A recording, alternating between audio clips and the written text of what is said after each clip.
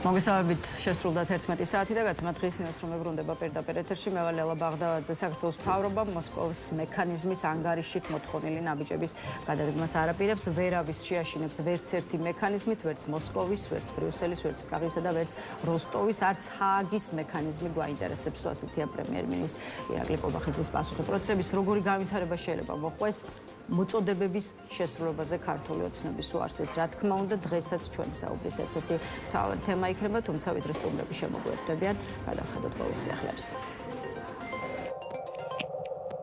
საქართველოს კათოლიკოს პატრიარქი ილია მეორე კლინიკაშია გადაყვანილი. არსებული ინფორმაციით, პატრიარქი კუჭიდან მასიური სისხლდენით კავკასიის მედიცინის ცენტრშია მოთავსებული. ჯანდაცვის მინისტრის მიხეილ სარჯველაძის განცხადებით, ექიმების მხრიდან ყველაფერი კეთდება, რომ პატრიარქის უსაფრთხოება და საციცოცხლოდ მნიშვნელოვანი ყველა პარამეტრი ნორმაში იყოს. კავკასიის მედიცინის ცენტრის დირექტორის სოფიო ასპანიძის ინფორმაციით, საქართველოს კათოლიკოს პატრიარქი ილია მეორე მართვით სუნთქვაზე იმყოფება.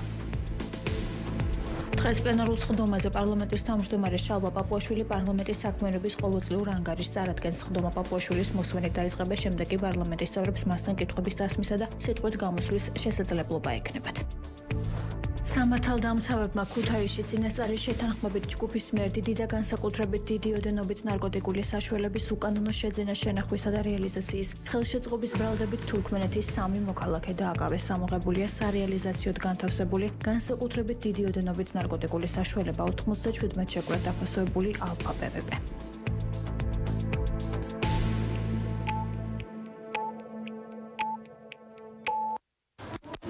მაშასე კიდევ ერთხელ მოგესალმებით, ეს არის დღის ნიუსრუმი და წარმოგიდგენთ ჩვენს პირველ სტუმარს, ლელო ძლიერ საქართველოს წარმომადგენელი გიორგი სიორიძე იმყოფება ჩვენთან ერთად. გამარჯობა ბატონ გიორგი და მადლობა რომ გვესწრეთ.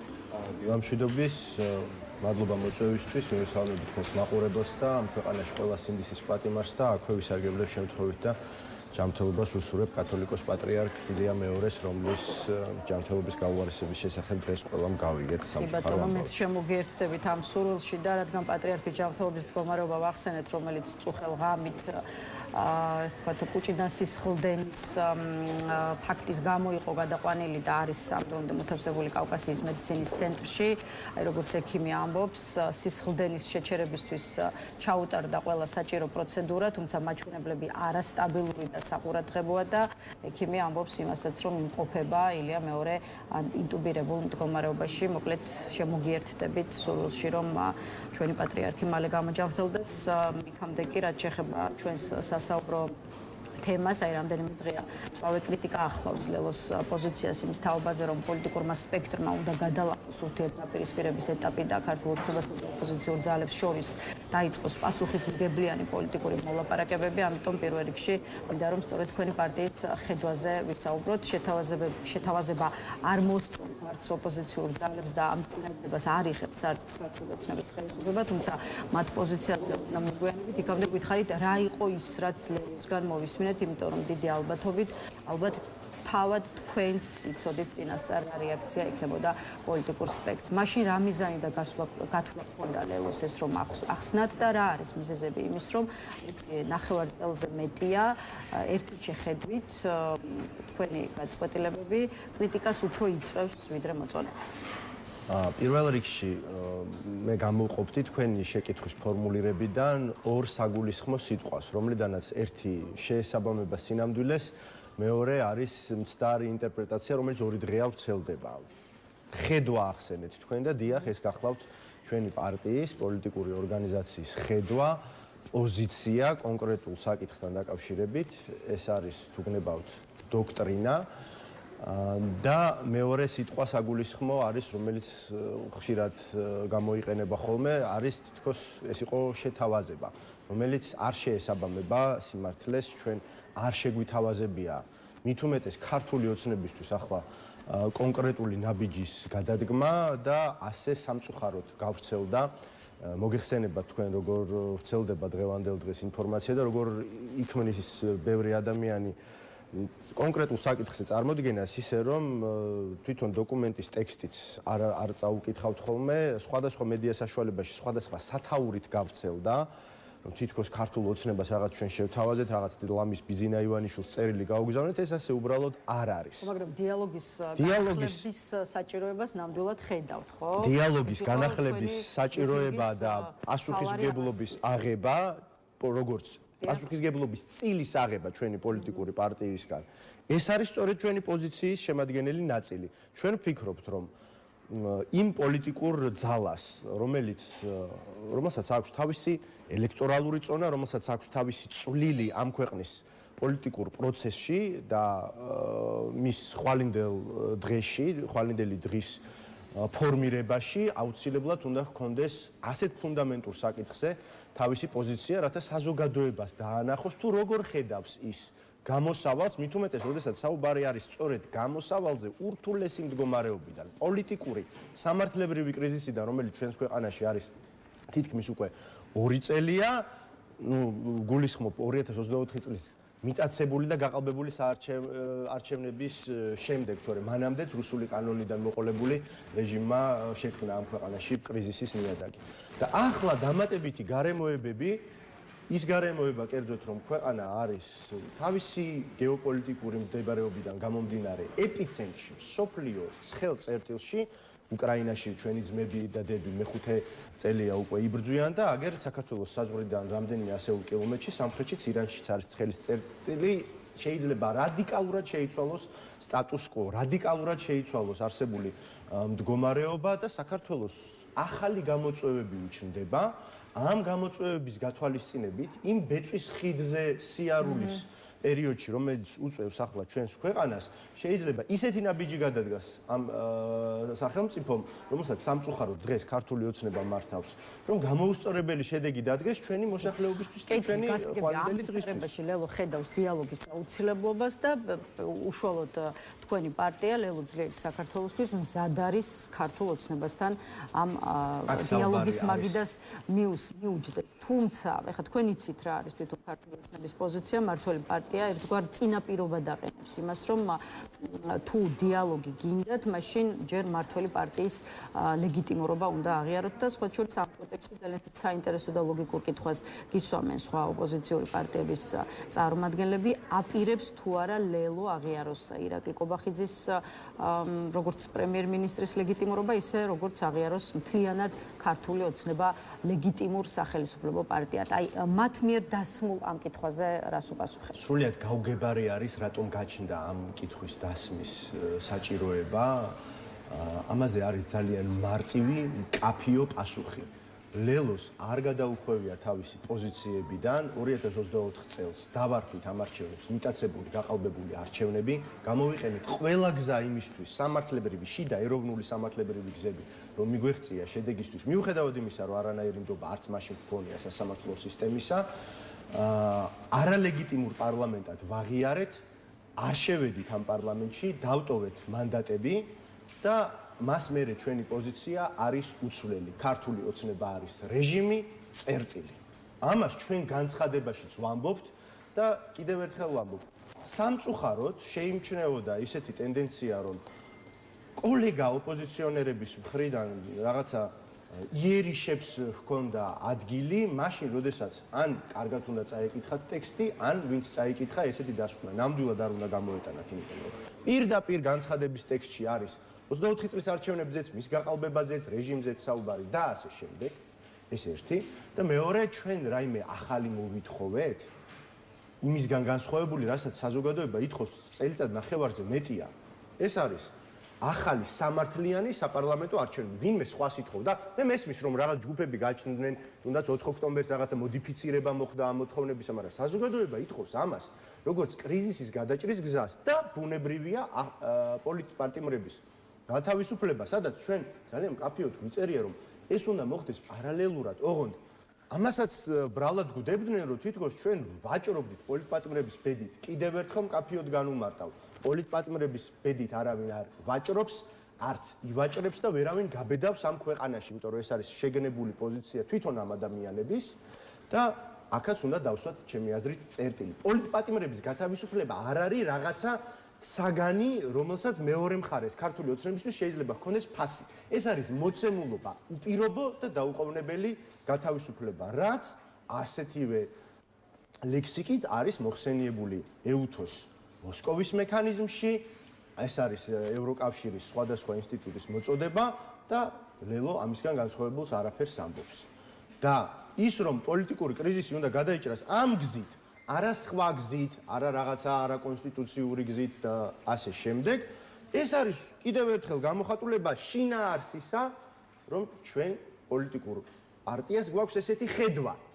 არავის არ ჰქონია იმის ილუზია, რომ ქართული ოცნება უცებ გაკეთილშობილდებოდა. ირაკლი ყოყაბახიძე გაკეთილშობილდებოდა და სხვა ოპოზიციურ პარტიებს შორის, იმიტომ რომ შექმნილ ვითარებაში სხვა პოლიტიკური ძალები ვერ ხედავენ იმის რესურსს, რომ ქართულ ოცნებასთან გასაგებია რაიმე თემაზე მოლაპარაკებები გაიხსნას და რაიმე თემაზე არა. ამ არჩევნები რასაკითხზეც ლელო ითხოვს, ესე ვთქვათ, დიალოგის გახსნას თუ ხედავს დიალოგის გახსნის საჭიროებას ქართულ ოცნებასთან, ქართულმა ოცნებამ თავად უნდა დანიშნოს სხვა ოპოზიციური პარტიების შეფასებით. ახლა თქვენ ჩამოთვალეთ ის ნაბიჯები, რაც გადადგა ლელომ 2024 წლის საპარლამენტო არჩევნებიდან მოყოლებული, თუმცა მივიდეთ თვითმმართველობის არჩევნებამდე, იმიტომ რომ აი სწორედ ამ არჩევნებში შესვლის გადაწყვეტილების შემდეგ რაღაცნაირად ყოველ შემთხვევაში საზოგადოების ნაწილში არის განცდა, რომ აი თქვენი პარტია ლელო და საზოგადოების განწყობები თითქოს ძალიან აცდა ერთმანეთს. შესაბამისად, რას ეტყოდით მათ, ვინც ფიქრობს, რომ ლელო შორდება ნენელა ამომრჩეველს და ვეღარ გრძნობს რა არის ხალხის რეალური დაკვეთა და ამავე კონტექსტში აი ზურაბ ჯაფარიძემ თქვა გუშინ 10-მდე ადამიანთან მომიწია მტკიცება, რომ ლელოს განცხადება არ არის ბიძინასთან შეთანხმებული თამაში. აი ამ ტიპის განწყობებს მართლა აი რას უპირებთ? პირადად ძალიან მაინტერესებს რა მდგომარეობაში დგება ლელო ძლიერი საქართველო იმ ხედვებით, რომელსაც ახლა აფიქსირებს. გადადიხართ თუ არა ფაზაში, როცა გახარიას პარტიის მსგავსად, აი თქვენც გიწევთ ამტკიცოთ, რომ არ ხართ ბიძინა ივანიშვილის პროექტი და არც ეკავთ, ასე ვთქვათ, ქართული ოცნების დაკრუვას. მე მგონი ლელო ძლიერ საქართველოს თავისი არსებობის 6 წლიან ისტორიაში არაერთხელ დაუმტკიცებია ის, რომ ჩვენი ბრძოლა მხოლოდ და მხოლოდ არის ბიძინა ივანიშვილის რეჟიმის დასრულებისკენ მიმართული.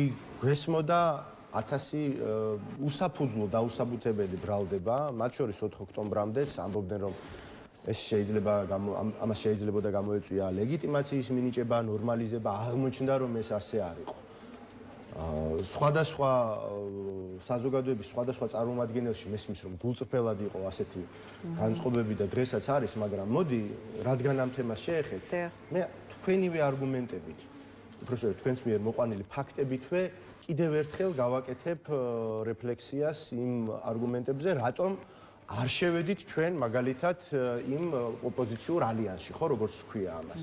სწორედ იქიდან გამომდინარე, რომ საზოგადოება არის სეგმენტირებული. გახსოვთ, ხო, ჩვენი მთავარი არგუმენტი ხო მხოლოდ ეს იყო. მესმის საზოგადოების ნაწილი სხვა გზას ხედავს და უფრო მეტად მისაღები არის მათი პოლიტიკური გემოვნებისთვის გზა, რომელიც აქვს რამდენიმე პოლიტიკური ოპოზიციური პარტიის ალიანსს. მიზანი ჩვენ ვამბობთ, რომ არის ბიძინა ივანიშვილის რეჟიმის დასრულება, ისინიც ამბობენ, რომ მათაც ეს მიზანი აქვთ. მაგრამ ხედვა არის განსხვავებული და სწორედ ამას ვამბობთ. საზოგადოების ნაწილისთვის ეს მიუღებელია, გასაგებია. მაგრამ არსებობს საზოგადოების სხვა ნაწილი, რომელიც შეიძლება ისე აქტიური არ არის და სწორედ ამიტომ ვფიქრობ, რომ ჩვენი პარტია არის ის პარტია, რომელიც ყველაზე ადეკვატურად და ყველაზე ეფექტურად შეძლებს საზოგადოების ამ უმნიშვნელოვანეს სეგმენტთან საუბარს, რომელიც იწონებს ამ გადაწყვეტილებას, რომელიც იწონებს ამ და სხვა მსგავს მიდგომებსაც. შეიძლება ისინი არ არიან ისეთი აქტიურები. მე მესმის, რომ რუსთაველზე აქციებში აქტიურად ჩართული ადამიანები უფრო მეტად შეიძლება ჩანდნენ სოციალურ ქსელშიც, ისინი აქტიური მოქალაქეები არიან. მეც პირადად მე ერთი მოქალაქე და პოლიტიკოსი გიორგი სიორიძე ასეთი აქტიური ვარ და დავდივარ აქციებზე, დავდივარ მარშებზე და ჩემ თავს როგორც ერთი პიროვნება მივაკუთვნებ ამ ადამიანთა რიცხვს, იმიტომ რომ მე მაქვს იმისი საშუალება, რომ ვიყო ესეთი აქტიური, მაგრამ საზოგადოების უდიდეს ნაწილს ოპოზიციურად განწყობილს ქართული ოცნების მიმართ. სინამდვილეში ჩვენ ამავე დოკუმენტში ვამბობთ, რომ ჩვენ მივიღეთ უმრავლესობა 24 წლის არჩევნებზე, მაგრამ ქართულმა ოცნებამ ეს მიიტაცა. მაგრამ დავარქვათ ახლა ამას ეს სახელი. ვინც ქართული ოცნების წინააღმდეგ არის, უდიდესი ნაწილი, ზოგი ნიშილიზმით არის გაწყობილი, ზოგი ფიქრობს, რომ ახლა ის ეტაპი არ არის, რომ ყოველდღიურ აქტიურობაში ჩაერთოს. ჩვენ გვახსოვს, ხო, ასობით 100 ადამიანი ქუჩებში გამოსული. სად არის ეს ხალხი, ხო? ამ ხალხში ხომ არ გამქრალა ბიძინა ივანიშვილის რეჟიმით უკმაყოფილება? ამ ხალხის გააქტიურება არის ჩვენი მიზანი იმისთვის, რომ მივახციოთ ჩვენს მიზანს უფრო მალე და უფრო ეფექტურად, რათა უდანაკარგოთ ვიაროთ ოპოზიციური ბრძოლის გზაზე. და ის არგუმენტები, რომელსაც თქვენს ეთერში, მათ შორის, უშუალოდ თქვენ გადაცემაში, მათ შორის მეც, ხო, 2 კვირის წინ ვამბობდით, კიდევ ერთხელ დადასტურდა. მესმის გულწრფელად ფიქრობს ზოგი ადამიანი და ზურა ჯაფარიძის სიტყვებში მეჭვი ნამდვილად არ ეპარება, რომ შეიძლება ესეთი აზრი ჰქონოდათ და ვაფასებთ მის ამ ნაბიჯს, რომ ის ამას ამტკიცებდა, იმიტომ რომ ზურა ჯაფარიძეს კარგად ესმის, ხო, ლელოს მოტივები და ლელოს ბრძოლის ჭეშმარიტება, შეიძლება განსხვავებული ხედვებით, მაგრამ არსებობს ისეთი სეგმენტიც, არსებობს სხვაგვარი სეგმენტი, რომლის დაკარგვის უფლება ჩვენ საერთო მიზნისთვის ნამდვილად არ გვაქვს. და სწორედ ამიტომ ვდგავართ, ჩვენ გვაქვს ჩვენი გზა, ჩვენი ხედვა, რომელიც ნამდვილად არ წინააღმდეგია ჩვენს ოპოზიციონერ კოლეგებს წარმატება ვუსურვებთ, ახლაც ასე ვუსურვებთ. დაუსაბუთებელი და დაუმსახურებელი იყო ის კრიტიკა, რომელიც წამოვიდა, მაგრამ ჩვენ ჩვენი გზით მივდივართ. ოპოზიციური პარტიებიდან მეორეა რასობენ ქართულ ოცნებაში და რაც შეხება უშუალოდ უკვე იმ გამოხმაურებას, რაც აი მოლაპარაკებების განახლების ხედვას შეთავაზება თქვენი შეფასებით სწორად ამასახავს ლევოს პოზიციას იყოს სიტყვა ხედვა ბისმენთ აი ამ თქვენს ხედვაზე ქართული ოცნების ლიდერების და ემოდით პირველ რიგში შალვა პაპუაშვილს უპასუხეთ რომ საქმელიც ლელოს მისამართით არის შემდეგი ლელოს ჩვენთან და ჩვენ მათთან სალაპარაკო არაფერი გვაქვს ელაპარაკონ საკონსტიტუციო სასამართლოს და მათი ზოგიერთი წევრი სისხლის სამართლის სასამართლოს სადაც მათთან დაკავშირებული საქმეები ეს არის სწორედ შალვა პაპუაშვილი ისე როგორც ქართულ ოცნებაში ამტკიცებენ რომ აი უცხოელი პატრონები ლელოს გადარჩენას ცდილობენ. ეხლა თქვენი პარტიის ცალკეულმა წარმომადგენელმა გუშინ უკვე უპასუხა შალვა პაპუაშვილს მათი შეფასებაა რომ პაპუაშვილი ასე ვთქვათ გზას იმოკლებს ჰააგის ტრიბუნალამდე. აი თქვენი პასუხი რა არის და მეორე მხრივ მინდა გაგისვათ ის კითხვა, რასაც თვითონ შალვა პაპუაშვილის ვას. რა აქვს ლელოს და ქართულ ოცნებას სალაპარაკო? პასუხის ფორმით რადგან უნდა გავცე ჩვენ ნამდვილად არც ერთ სასამართლოს არ გაურბივართ, მათ შორის ივანიშვილის რუსიძის სასამართლოს და არც საკონსტიტუციო სასამართლოს, რომლითაც ისინი ცდილობენ ჩვენს აკრძალვას. პაპუაშვილი და მისი ამხანაგები ქართული ოცნებიდან მოემზადონ და ესაუბრონ ჰააგის სისხლის სამართლის საერთაშორისო სასამართლოს. მოსკოვის მექანიზმმა ამისი საშუალება ნამდვილად გააჩინა. კიდევ ერთხელ ვამბობ, ჩვენი განცხადებიდან გამომდინარე, ქართულ ოცნებასთან სასაუბრო აქვს თუ არა ლელოს, ეს არ არის ის, რაც უნდა გაიგოს ჩვენმა საზოგადოებამ. აქ არის საუბარი იმაზე, რა სჭირდება ჩვენს ქვეყანას, რა სჭირდება ჩვენს საზოგადოებას, იმისთვის, რათა დამთავრდეს პოლიტიკური კრიზისი, თორე არანაირი დიალოგი სისხლის სამართლის საერთაშორისო დანაშაულების გამო ვერავის ვერ იხსნის მსჯავრისაგან და ვერავის ვერ იხსნის ტრიბუნალისაგან, ვერავის ვერ აარიდებს ამ ხვედრს. ქართული ოცნება, რასაც ჩადის ბოლო წლების და განსაკუთრებით ბოლო თვეებისა და თუნდაც ყოველდღიურ რეჟიმში, ეს არის თითო გირი დადებული იმ სასწორზე, რომელიც მათ აახლოვებს ჰააგის მართლმსაჯულებას და ჰააგის თემიდას სასწორს. შესაბამისად, ის ცინიზმი, რომელიც გუშინ ვიხილეთ განსაკუთრებით კობახიძის ბრიფინგისგან, ხო, ერთი მხრივ, რა თქმა უნდა, ავლენს მათ ანტიდასავლურ, ანტიეროვნულ და ანტიქართულ ბუნებას, ქართული ოცნებისა, მაგრამ ამავდროულად ჩემთვის სიმპტომი იყო იმ სავალალო მდგომარეობის, რომელშიც მათ თავი ჩაიგდეს, იმიტომ რომ ეს საფრთხე მათთვის არის ძალიან რეალური. მოსკოვის მექანიზმი არ არის უბრალოდ დასკვნა და რაღაც საექსპერტო შეფასება ქვეყანაში არსებული კრიზისის. ეს ერთი მხრივ არის, რა თქმა უნდა, აგრეთვე ძალიან მკაფიო სამოქმედო გეგმა ქართული ოცნებისთვის, რაღაცა ჩარჩოსავით, აგრეთვე იმიტომ რომ ეუთო მიმართავს სახელმწიფოს და ამ სახელმწიფოს სამწუხაროდ დღეს მართავს ქართული ოცნება, მიუხედავად იმისა, როგორი არის მათი ლეგიტიმაცია. ევროკავშირმა არაერთხელ მისცა შანსი ქართულ ოცნებას, რომ კიდევ შეიმსუბუქონ თავისი ხვედრი, მაგრამ ქართული ოცნება ამას რომ არაპირებს, გუშინაც გამოჩნდა, დღესაც გამოჩნდება და დარწმუნებული ვარ, ისინი ზნეს არ შეიცვლიან, ხვალზე კიდევ უფრო მეტად გამოჩნდება, მაგრამ რას უზამენ იმ სანქციებს, რომელიც უკვე არის მათ კისერზე და იმ სანქციებს, რომელიც პირდაპირ არის მოსკოვის მექანიზმში დათვალისწინებული და მოსკოვის მექანიზმის ანგარიშამდე მოვედით, აი გავახსენოთ კიდევ ერთხელ მაყურებლებს, რა თქვა გუშინდელ ბრიფინგზე ირაკლი კობახიძე, მით უფრო რომ აი თქვენ სწორედ საქართველოს პრემიერ-მინისტრის განცხადებების შეფასებას ახდენთ, ვერავის შეაშინებთ ვერც ერთი მექანიზმით, ვერც მოსკოვის, ვერც ბრიუსელის, ვერც პრაღის და ვერც როსტოვის, არც ჰააგის მექანიზმი გვაინტერესებს, ქვეყანა განაგრძობს სტაბილურად განვითარებასო, აი ეს მოკლედ იმის თაობაზე, რა პასუხიც აქვს ქართულ ოცნებას და საქართველოს მთავრობას ეუთოს მოწოდებაზე შეასრულოს კონკრეტული რეკომენდაციები. აი რითი შეიძლება აიხსნას ის, რომ ქართულ ოცნებას, არ ვიცი, ჰააგის ტრიბუნალზე წარდგომის საფრთხეც კი ვერ აიძულებს, აი თუნდაც ერთი ნაბიჯი გადადგას უკან და რადგან ასეთი შეუვალი რჩება მართველი პარტია, კიდევ ერთ კითხვასაც დაგისვათ, აი პროცესების როგორ განვითარებას უნდა ველოდოთ უკვე ქართული ოცნების გარშემო. ხო, როგორ სტაბილურ განვითარებასაც აგრძელებს ეს ქვეყანა, ძალიან კარგად არის ასახული ისევ ამ დოკუმენტში.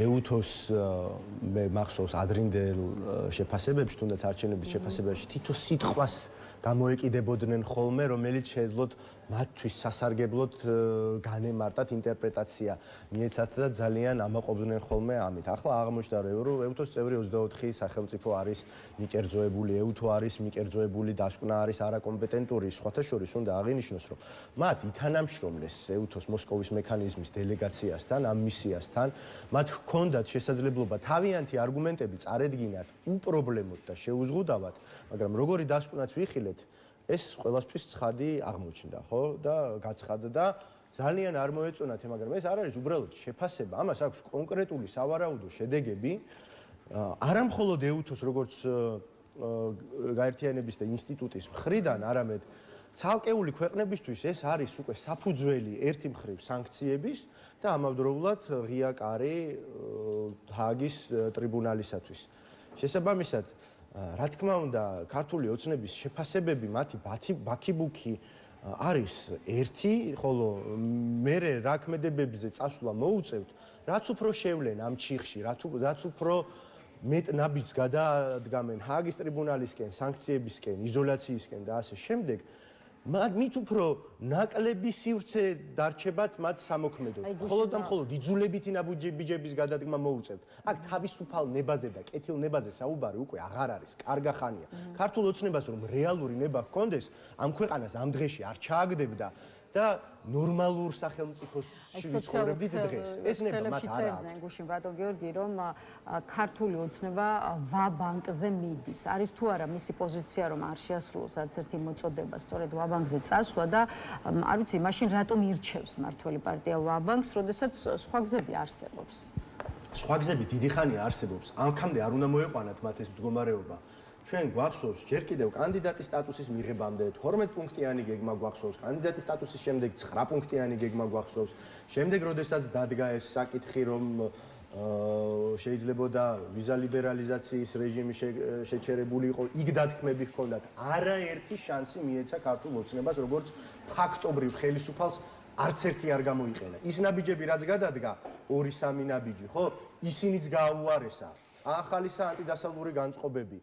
აწარმოებს ანტიდასალურ პოლიტიკას, პირდაპირ თავს ესხმის კონკრეტული სახელმწიფოების ელჩებს, დიპლომატებს, მეტი რა გააკეთოს ამისათვის, ხო, რომ საქართველო გახდეს იზოლირებული, მხოლოდ რუსეთის ანაბარა.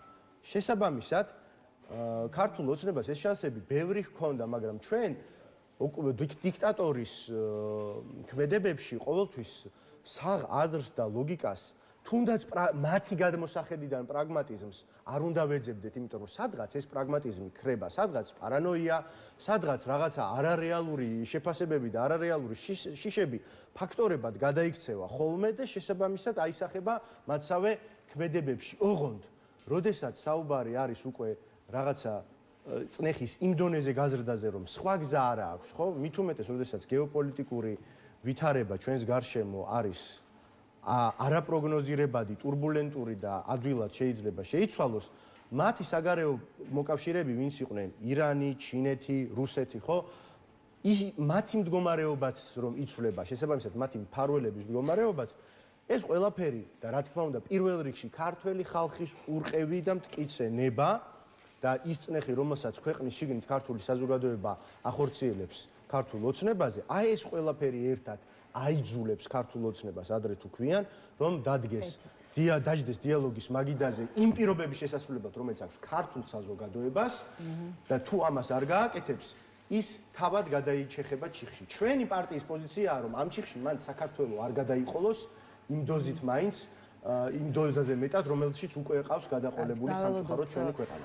პროცესების განვითარებას იქამდე აი ჩვენ მოსკოვის მექანიზმის ანგარიშზე ვსაუბრობთ და სწორედ ამ ანგარიშის კონტექსტში დაგისვავთ ბოლო კითხვასაც ოპოზიციურმა ალიანსმა გამართა გუშინ ბრიფინგი, სადაც ითქვა, რომ აი ამ 9 პარტიის წარმომადგენლები იწყებენ აქტიურ კომუნიკაციას საერთაშორისო საზოგადოებასთან, რათა ამოქმედდეს ყველა ის მექანიზმი, რის შესახებაც სწორედ EUTHOS მისიის ანგარიშია საუბარი, მათ შორის დაიწყება მუშაობა, რომ გაეროს უმაღლესმა წარმომადგენელმა ადამიანის უფლებების საკითხებში საქართველოში ინსპექტირება განახორციელოს, ასევე ითქვა, რომ იწყებენ აქტიურ კოორდინაციას საერთაშორისო პარტნიორებთან, რათა მათ მიმართონ ქიმიური იარაღის პრევენციის საერთაშორისო ორგანიზაციას საკუთარი წესდების შესაბამისად გამოძიების დაწყების მოთხოვნით, ასევე როგორც ამავე ოპოზიციურ ალიანსში აღნიშნეს, ვინაიდან ბიძინა ივანიშვილი ამავე დროს არის საფრანგეთის მოქალაქე, იწყებენ მუშაობას საფრანგეთის საგამოძიებო სტრუქტურებთან, მათ შორის პროკურატურასთან, იმისთვის, რომ ივანიშვილის წინააღმდეგ სისტემური წამებისა და ქიმიური იარაღის გამოყენების ფაქტთან დაკავშირებით ეროვნულ დონეზე გამოძიება დაიწყოს და ბოლოს კიდევ ერთი,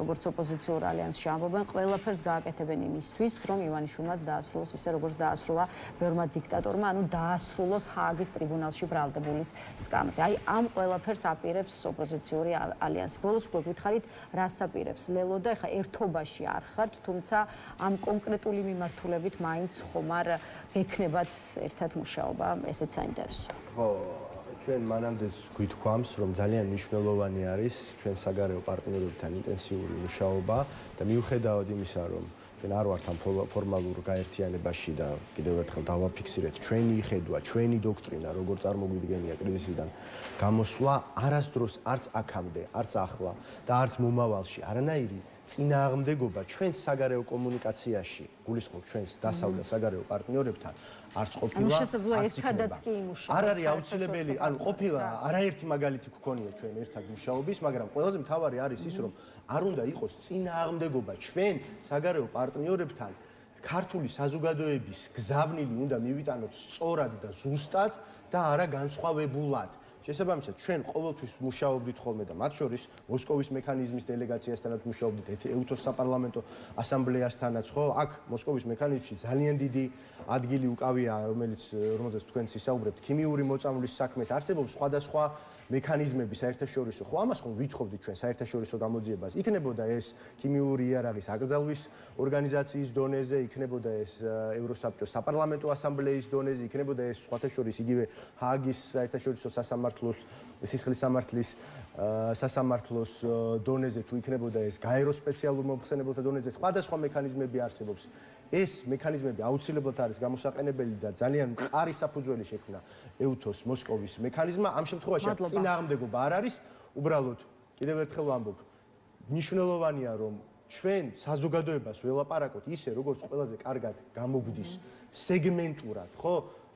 იმ ალიანსმა კიდევ ერთხელ წარმატებას უსურვოთ, თავის სეგმენტზე იმუშაოს და საგარეო ველზე იმუშაოს ისე, როგორც მათ მიაჩნიათ სწორად.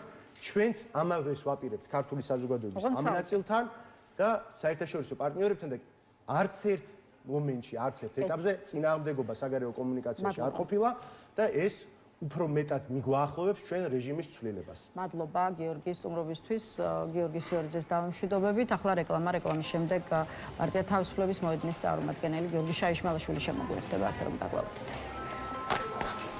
მადლობა. მადლობა.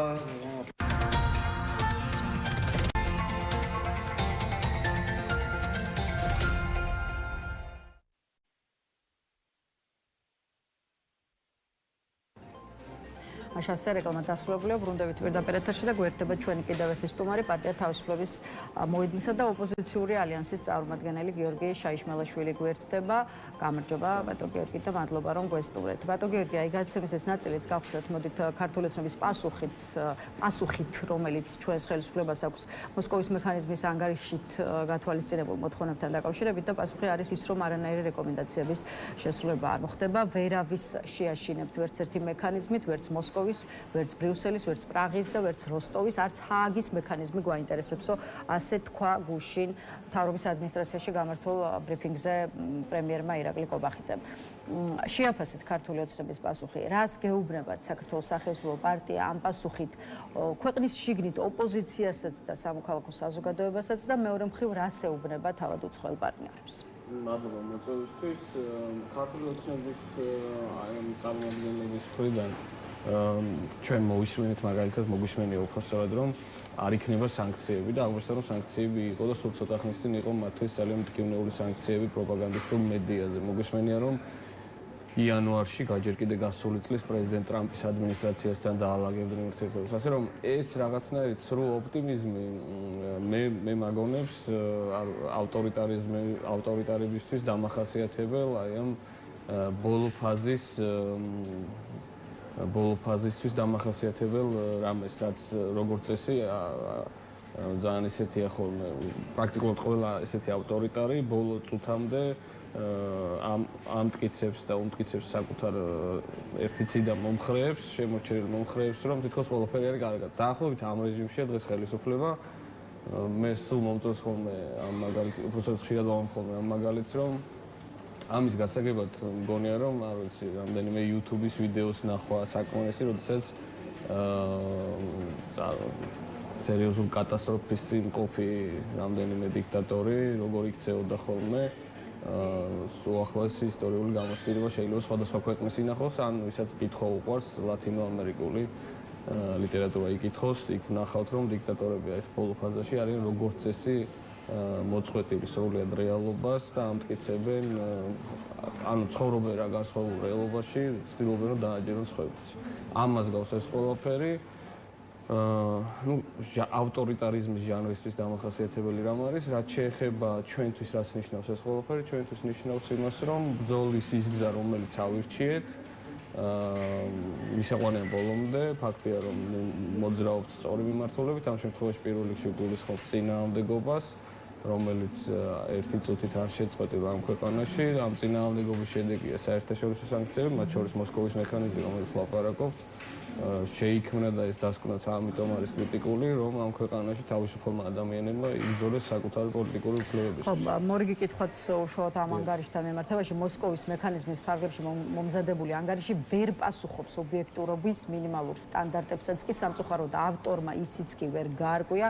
ჩვენს ქვეყანას საქართველოს რესპუბლიკა ეწოდება თუ საქართველოს მოკლედ ბევრი პრეტენზია და შენიშვნა აქვს ქართულ ოცნებას, როგორც დასკვნაში დაფიქსირებულ შეფასებებთან მიმართებაში, ისე უშუალოდ დასკვნის ავტორთან მიმართებაში, რომელსაც ტენდენციურობაში ადანაშაულებთ და მინდა ვუთხრა მაყურებლებს, აი კონკრეტულად რა თქვა ამ ადამიანთან მიმართებაში გუშინ შალვა პაპუაშვილმა, გვეუბნებიან, რომ ეს ადამიანი საქართველოში 2 დღით იყო ჩამოსული და შემდეგ 100 გვერდიანი დოკუმენტი დაწერა, რა თქმა უნდა, ნაკლებად დამაჯერებელია, რომ ეს ერთი ადამიანი კომპეტენტური იყო იმდენად, რომ დაწყებული გამოხატვის თავისუფლებიდან დასრულებული უმაღლესი განათლების რეფორმით ამაზე 100 გვერდიანი დოკუმენტი დაეწერა რამდენიმე დღეში. ეს არის ამონარიდი შალვა პაპუაშვილის გუშინდელი განცხადებიდან. აი რა ვიცით დასკვნის ავტორზე, რომელიც პოლონელი ქალბატონია და მეორე მხრივ ლოგიკურია თუ არა კითხვა, რომელსაც შალვა პაპუაშვილი სვავს, ანუ კითხვა 2 დღეში შეიძლებოდა თუ არა იმ მოცულობის მასალის, ასე ვთქვათ, მიღება, შეგროვება, რომ შემდეგ ასეთი სქელტანიანი დასკვნა დაწერა. იცით რა ამის შესახებ ითქვა და კიდევ უნდა შევახსენოთ ჩვენს მაყურებელს თუ ვინმე საუბრობენ, ჩემზე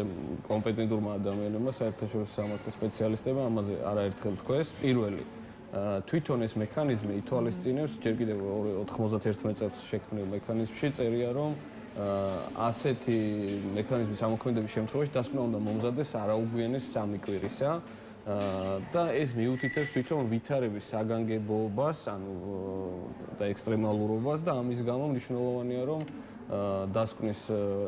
დასკვნა მომზადდეს ესეთ შევიწროებულ ვადებში. თავისთავად, როდესაც საქართველოს EUTOS უერთდებოდა, ამ მექანიზმის შესახებ მან ძალიან კარგად იცოდა. მეორე ამბავი, რაც ძალიან მნიშვნელოვანია ასევე, ამ დასკვნაზე მუშაობისას ქართული ოცნების ხელისუფლება, საგარეო საქმეთა სამინისტროს და სხვა უწყებებს ჰქონდათ საშუალება, რომ ეთანამშრომლად დასკვნის ავტორთან, უბრალოდ საექსპერტთა ჯგუფის ავტორთან, ხელმძღვანელთან და ეს ორი ტიპის თანამშრომლობას გულისხმობდა. ერთი მათ შეეძლოთ, რომ ალტერნატიული ექსპერტი დაენიშნათ ამ საკითხზე და ეს არ გაუკეთებიათ მათ და მეორე რითიც ისარგებლეს მათ, ისინი შეხვდნენ ამ ადამიანებს და პლუს უკვე მომზადებულ ანგარიშზე საკუთარი კომენტარების დართვის საშუალება ჰქონდათ და მათ შორის ეს გამოქვეყნებული დოკუმენტი, რომელიც ჩვენ ყველამ ერთად ვნახეთ, მასში ასახულია ქართული ოცნების ხელისუფლების მოსაზრებები, ანუ ეს კომენტარები, რაც იმას ნიშნავს, რომ პროცესი სუფთა მეთოდოლოგიურად და აკადემიური თვალსაზრისით თავი რომ დავანებოთ ამ ადამიანის აკადემიურ ხარისხს და ასე შემდეგ, იმიტომ რომ ეს არის მართლა პირუთმელი და დამოუკიდებელი ექსპერტი, ეს ყველაფერი იყო დაცული და ამ ყველაფერში მონაწილეობდა ხელისუფლება. აი როგორ მონაწილეობდა, ჩემთვის ეს ძალიან მნიშვნელოვანია, რომ ესეც ითქვას, ანუ ამ შემთხვევაში ფორმას არ გულისხმობ, შინაარსს გულისხმობ, ხელისუფლების მხრიდან დამოკიდებულებას. თვითონ ამ ანგარიში ჩანს ეს. ერთ-ერთ კომენტარად მაგალითად მათ აქვთ მოყვანილი ასეთი არგუმენტი, რომ თითქოს თბილისის სახელმწიფო უნივერსიტეტის ენათმეცნიერების, მოკლედ რომელიღაც ფილოლოგთა ჯგუფმა დაასკვნა, რომ სიტყვა აგენტს არ აქვს ქართულში უარყოფითი კონოტაცია.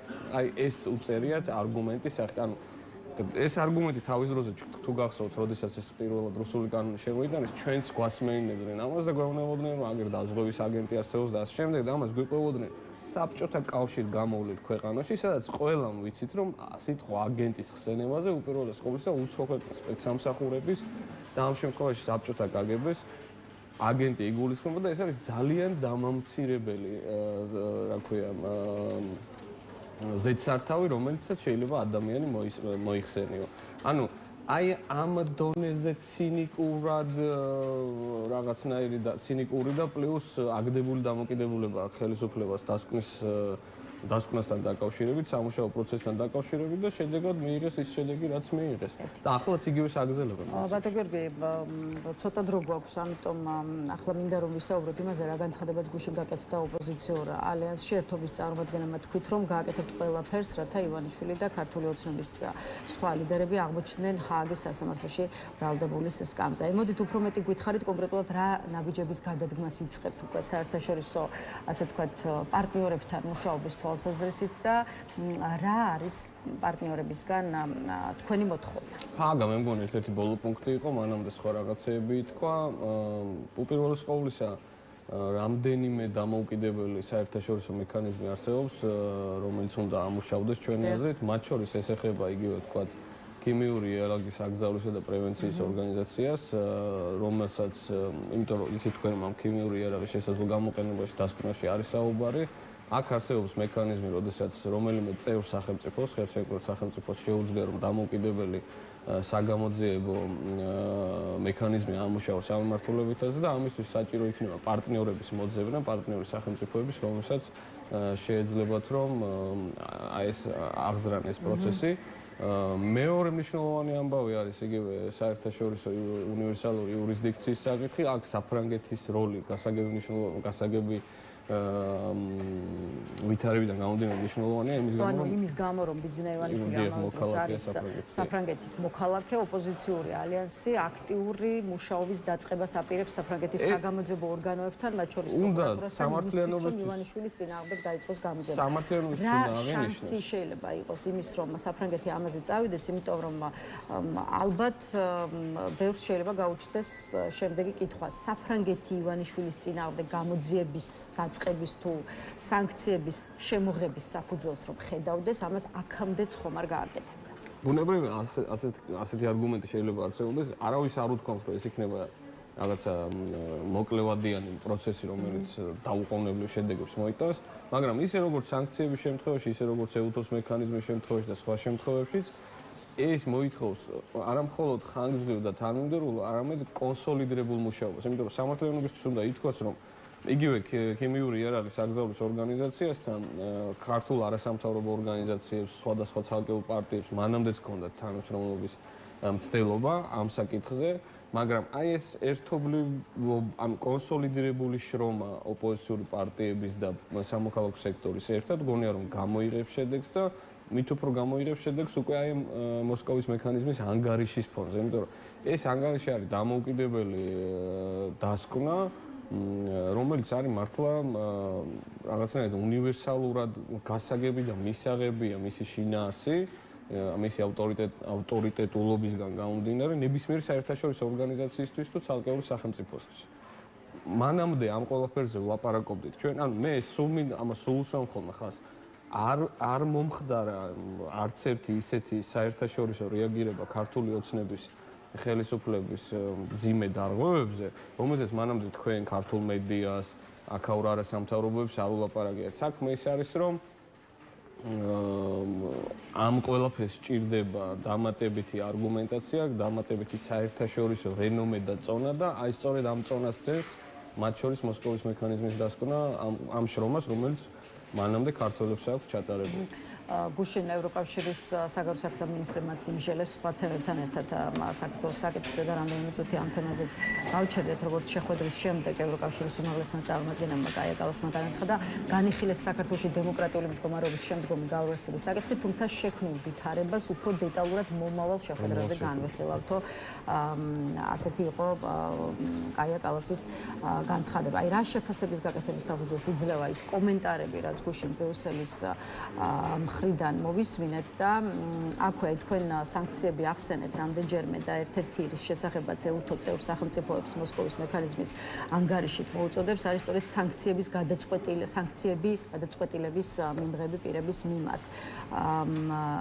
რამდენად უნდა გადაჭარბებული ხო არ არის, მოდით ასე გკითხავთ, მოლოდინი იმის თაობაზე, რომ მოსკოვის მექანიზმი სანქციებს დააჩქარებს. ანუ აქაც კიდევ ერთხელ მინდა დაგისვათ ის კითხვა, რაც საფრანგეთთან მიმართებაში უკვე გკითხეთ. სანქციების სურვილის შემთხვევაში და შესაბამისი საფუძვლების დანახვის შემთხვევაში შესაბამისი საერთაშორისო ინსტიტუტები და ქვეყნები ამას უკვე გააკეთებდნენ თუ არა? ჩვენ უკვე მივეჩვენეთ, რომ ევროპული ბიუროკრატია და ცალკეული სახელმწიფოები მუშაობს ნელა, მაგრამ მუშაობს თანმიმდევრულად და საბოლოო ჯამში ჩვენ გვაქვს ვითარება ასეთი. მე ამ ყველაფრის ათვლას ვიწყებ მიმდინარე წლის 19 იანვრიდან. 19 იანვარს საქართველოს ხელისუფლებას ნათლისღების დღეს ჰქონდა შანსი, რომ დეესკალაციისკენ გადაედგა ნაბიჯი, გაეთავისუფლებინა პოლიტპატიმრები, თუნდაც მათი ნაწილი და ამით ის თავიდან აირიდებდა აი ამ ღონისძიებას, რომელსაც ახლა რომლის წინაშეც ის დადგა. 19-ში თქვენ გახსოვთ, როგორც ცინიკურად მათ ფაქტურად არ ვიცი, სიცივეში ალოდინეს პოლიტპატიმრების ოჯახის წევრებს, აი იქიდან მოყოლებული ვიდრე დღევანდლამდე და ამის შემდეგ რაც იქნება.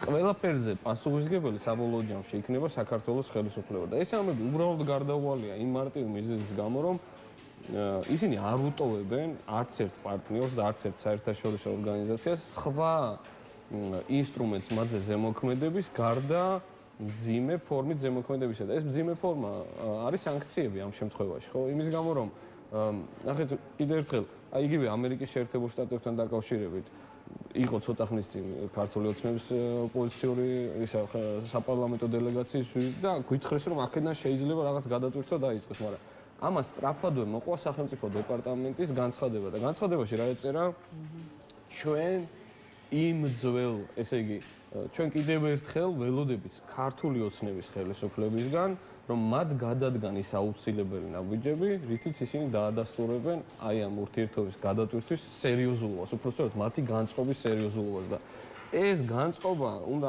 გამოჩნდეს ქმედებებში და ეს ეხება როგორც ვაშინგტონს, ისე ბრიუსელს და ისე ნებისმიერ ევროპულ დედაქალაქს, თუ ოცნება არ ცვლის საკუთარი მოქმედების ლოგიკას და თქვენ რითიც დაიწყეთ დღეს, ხო, კობახიძის ამ განცხადებაში ჩანს, რომ ისინი ამ ეტაპზე არ ცვლიან არაფერს, მაშინ ერთადერთი შემდგომი ნაბიჯები, რომელსაც ჩვენ უნდა ველოდოთ და ეს როდის იქნება ზუსტად არ ვიცით, იქნება აუცილებლად გამწვავებული რეაქციები დასავლეთიდან გამოხატული სანქციებში, კი. ეთილი, მადლობა ბატონო სტუმრობისთვის. დღეს დაგემშვიდობებით. გიორგი შაიშმელაშვილი, პარტია თავისუფლების მოედნის წარმომადგენელი პასუხობდა ჩვენს კითხვებს. დღის ნიუზრუმიც ამით დასრულებულია. ერთმანეთს უკვე ხვალ 11-ზე შევხვდებით. ნახვამდის.